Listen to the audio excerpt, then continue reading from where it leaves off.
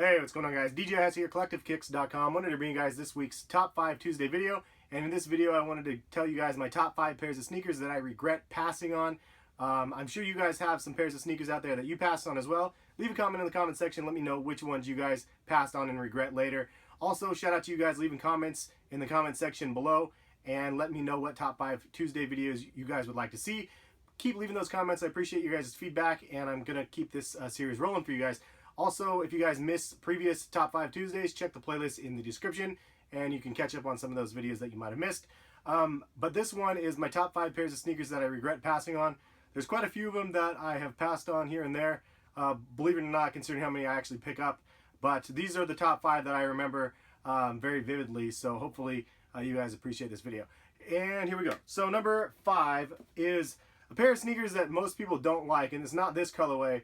But this is actually a sample, a Mike Bibby sample of the Air Jordan 2009. So Air Jordan 2009, actually, when they released, I'm here in my garage door show right now. When the 2009s released, actually, they were known as the 2009. It wasn't the numerical number like the 25s or whatever it would have been back then. They called it the 2009. So these hit outlets and they dropped down to 39 bucks, and I regret passing on it because I could have got these for $39, like with the box, with the lid. And the box was kind of crazy too. It was kind of like crooked or something, I don't know, but I regret passing on it, and that one is my number 5. So moving on, number 4 would be another one from the Nike outlets. It is a pair of Foamposites, actually 2 different pairs of Foamposites. There was the Gumdrop pair. It was black and it had a red, I believe it was a red sole on it. And I really kind of regret passing on those. It was such a clean color, kind of a Blazers color. And they were 64 bucks with a discount that I had the weekend that I went.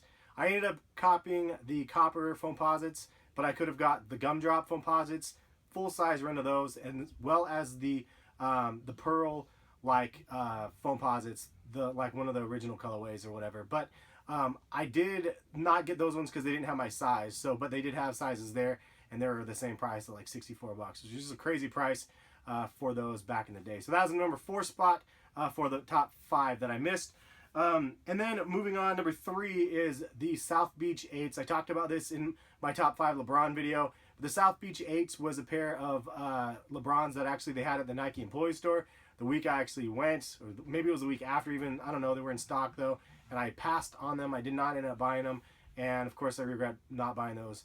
Now the prices have actually dipped quite a bit on those, so they're a bit more affordable. I've seen them at $450 or so, but yeah, still it's a pair that I wish I had that I don't have. So that is the number 3 spot.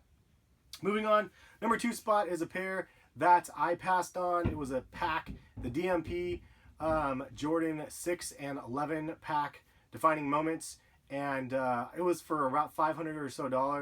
And the reason why I passed on it is because it was from another YouTuber actually that his friend actually was selling them, and I just didn't really feel comfortable with it because it wasn't his pair. And you know, people can vouch for pairs of sneakers, and I was newer to the YouTube thing back then when this happened, and I ended up passing on the pair because I just didn't know if it was authentic or fake.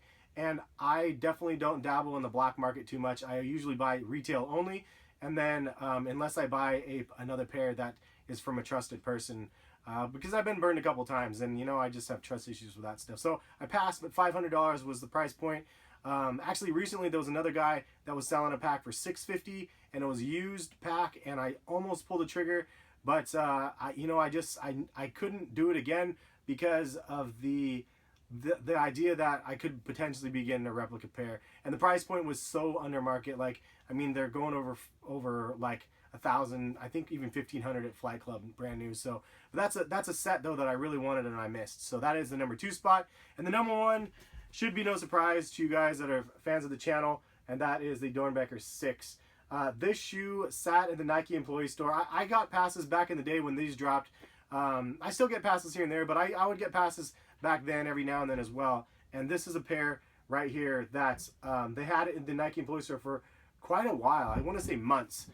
Full size runs of these, because the reason why is the Doernbecher series at the Nike employee store is still half price, or excuse me, it's still full price. It's not half price.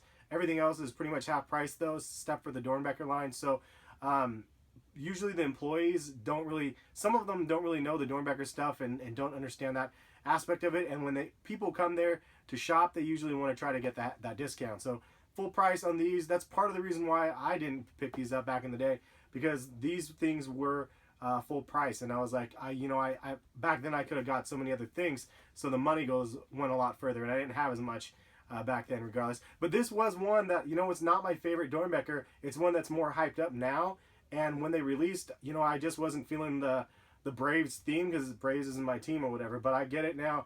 I respect the design on these things, and I ended up picking these ones up for resale, which is the highest pair. I think this is the most expensive pair of shoes that I paid for in my collection thus far. So kind of a stinger now, because I could have bought it at retail. I could have bought many pairs at retail. We weren't even limited to one back then, I don't believe. So, but you know what, it is what it is, and it's definitely one that I regret. And it's a fun story to tell, because like I remember back then when it used to be like that, and now it's nothing like that. It's a lot different. But then again, you never know. Like some of these GRs that are sitting on shelves, 5 years from now, those could be like hot commodities. You just never really know what supply and demand is going to be in the sneaker community. But that's my number one spot, though. Hope you guys liked this video. If you did, hit the thumbs up button. I always like to see if I can get like 1,000 thumbs up on these videos. It's sometimes it's a yes, sometimes it's a no. I never ask for like numbers, but it's always cool to see that 1,000. But anyway, thank you guys for watching. Hopefully you guys enjoyed, and we'll catch you guys for some more videos soon. Peace, guys.